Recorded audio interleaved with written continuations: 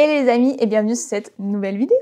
Aujourd'hui, ce que je vous propose dans cette vidéo, c'est qu'on analyse le personal branding de Chloé Bloom. Donc, mon but ici, c'est de pouvoir vous proposer déjà une analyse de qu'est-ce qui fait que le personal branding, selon moi en tout cas, de Chloé Bloom est hyper magnétique. Et aussi, vous donner quelques clés, quelques actions que vous pouvez mettre en place dans votre propre business pour faire en sorte d'avoir vous aussi un personal branding qui soit magnétique.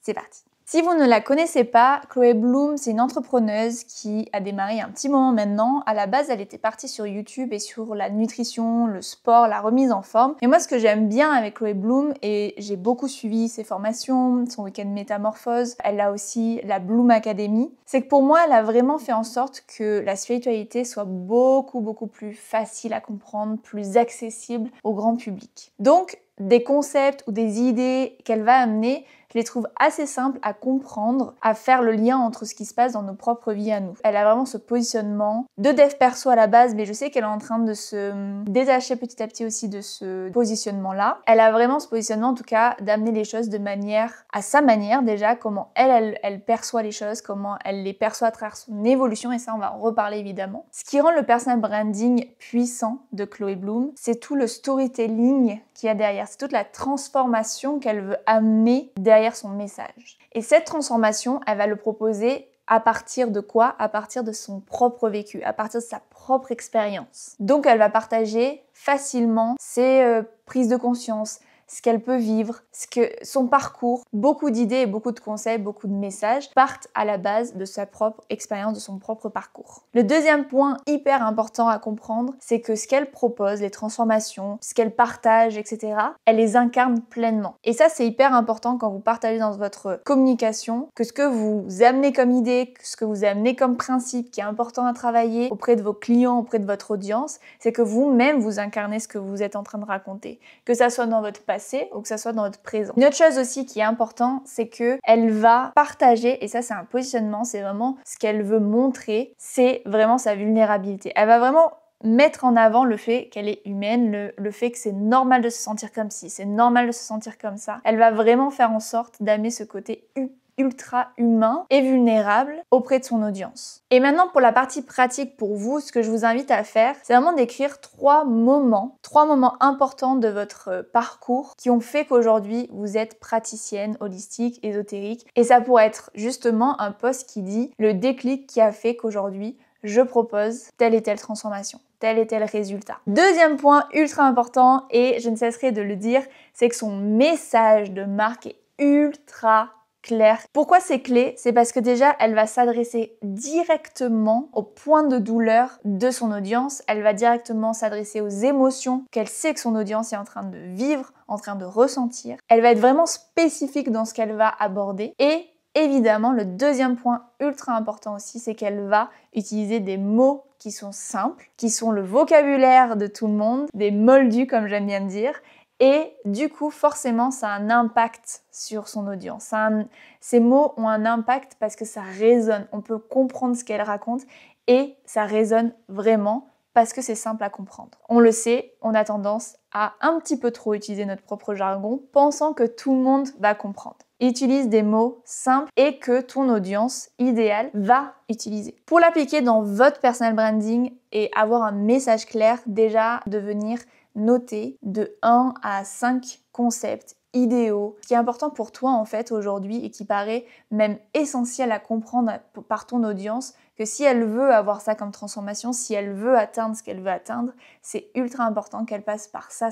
Exemple concret, je vais vous prendre mon cas. Aujourd'hui, des concepts dans le message de marque que vous allez beaucoup retrouver, qui tu es, est largement suffisant pour attirer tes prochains clients. Et c'est qui tu es qui va faire la différence. C'est pas ce que tu proposes, c'est pas tes skills, c'est pas tout ça. C'est qui tu es vraiment et qui tu assumes être auprès de ton audience. L'avant-dernier point qui fait que c'est un très bon personal branding selon moi, c'est que son identité visuelle, sa présence en ligne, que ça soit le ton qu'elle utilise ou visuellement comment on peut la reconnaître, il est juste pépite en fait. Tu sais quand c'est du Chloé Bloom, tu sais quand c'est son post à elle par exemple. Donc elle a vraiment créé toute une expérience en fait autour de son univers, elle a vraiment créé tout un storytelling aussi autour de son univers. Donc il y a vraiment cet aspect visuel, on va retrouver les tons qui sont assez chauds, qui la représentent elle. En plus elle est en plein dans le développement de la féminité, elle a une offre justement sensuelle, etc.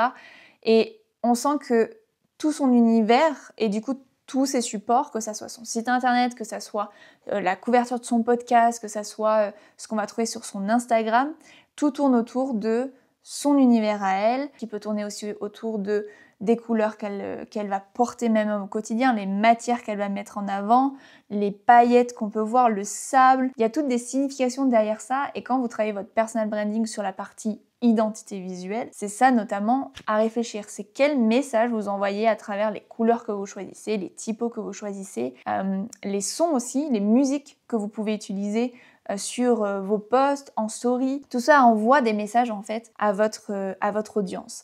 Maintenant, vous n'avez pas besoin d'être une experte sur tout, mais voilà, ça aussi, c'est tout un univers, son univers, elle nous porte dans son univers là. Donc ce que je te conseille de faire pour arriver à trouver toi ton univers, c'est justement de faire un mood board, un collage où tu prends Canva, tu te fais un format paysage et tu vas sur Pinterest et tu vas choisir toutes les images qui t'inspirent et qui représentent ton business, qui te représentent toi.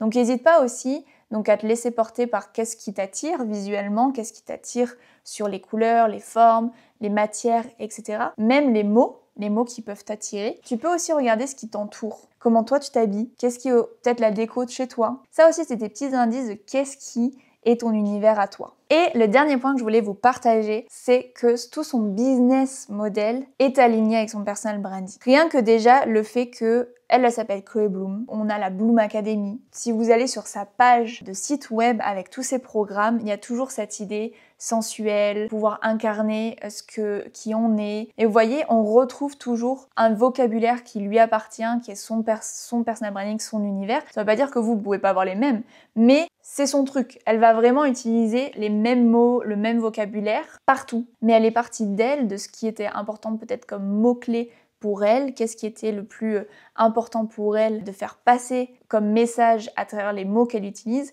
Et puis après, au fil et à mesure, vu qu'elle les utilise dans son quotidien, ça devient aussi son personal branding. Mais on sent aussi qu'elle vend pas juste un programme en fait. Il y a vraiment toute une philosophie de vie derrière, portée par ce message de marque, portée par la promesse qu'elle veut amener quand elle fait une formation. Tout ce qu'elle incarne du coup dans son quotidien, qu'elle partage dans sa communication, qui est aligné avec ce qu'elle veut proposer à son audience. Et elle va choisir des modèles qui lui correspondent, qui est quelque chose qui est aligné avec elle. Peut-être des retraites, elle aime les formations parce que du coup ça lui permet de créer de la vidéo, donc ça répond peut-être à quelque chose qui lui est propre. Donc vraiment elle aligne aussi le type de format d'offre selon ce qu'elle aussi elle a envie de proposer, ce qui lui correspond le plus. Et ça c'est une question que tu peux te poser du coup, c'est est-ce que l'offre ou les offres que tu proposes aujourd'hui avec ton business te correspondent? Est-ce que toi-même, tu aimerais déjà prendre ces formations? Est-ce que toi, tu as envie d'en parler? Parce que tu dois être la première personne qui est passionnée par ce que tu es en train de proposer comme offre. Et ensuite, si oui, est-ce que toutes tes offres sont alignées autour de toi? Autour de qui tu es, qu'est-ce que tu vas amener, quelle transformation tu as envie d'apporter, quelle philosophie de vie tu as envie d'amener, qu'est-ce qui est tellement important pour toi de laisser comme trace, comme impact dans le monde en fait. Donc vous pouvez clairement expliquer par exemple toute l'histoire, faire vraiment un storytelling autour de pourquoi vous avez créé cette offre-là. Quelle est la philosophie de vie que vous voulez amener derrière cette offre que tu veux, que vous voulez proposer. Et en faire même soit une story, soit un post qui permet de vraiment partager ça avec votre audience. Voilà tout pour cette vidéo. Comme d'habitude, vous avez compris, le personal branding, ce n'est pas juste une histoire de un logo, 3 visuels, une typo, rien à voir, on est vraiment sur quelque chose qui va beaucoup plus loin que simplement tout ça. C'est vraiment une énergie, c'est vraiment une cohérence entre qui vous êtes et ce que les autres vont percevoir de vous. Voilà les amis, n'oubliez pas de liker, de vous abonner si vous voulez pas louper les prochaines vidéos, on se retrouve tous les dimanches et surtout, dites-moi en commentaire si vous avez d'autres profils comme Chloé Bloom par exemple que vous aimeriez que j'analyse le personal branding. Je vous fais des bisous. Bye.